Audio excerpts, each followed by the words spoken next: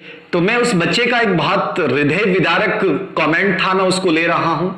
तो रविंद्र शेखावत ने मुझे कहा कि सर वो एक दूसरे को बहुत चाहते हैं। वो मैं जब भी पढ़ता था मुझे कहते थे कि तू तेरी तैयारी पे ध्यान दे, तू लग जाएगा।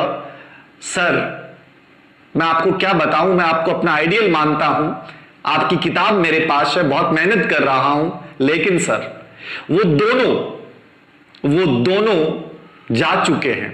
2 महीने पहले मेरे मौसा जी के देहांत हुआ और अभी 3 दिन 4 दिन पहले मेरी मौसा जी मुझे छोड़ के चली गई।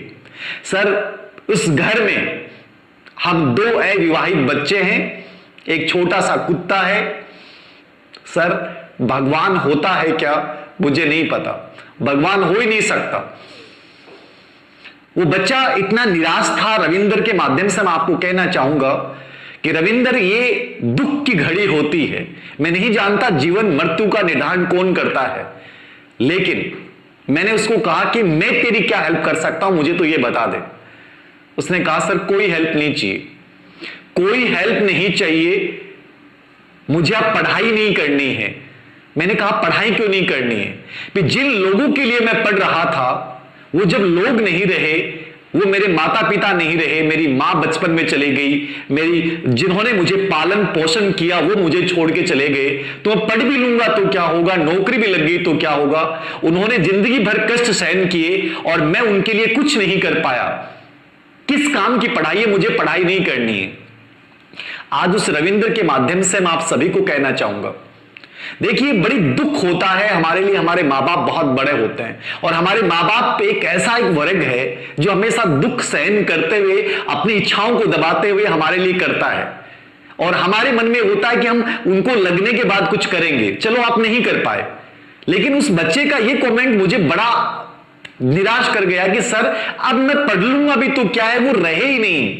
सर मैं जी भी लूंगा तो किसके लिए जीऊं?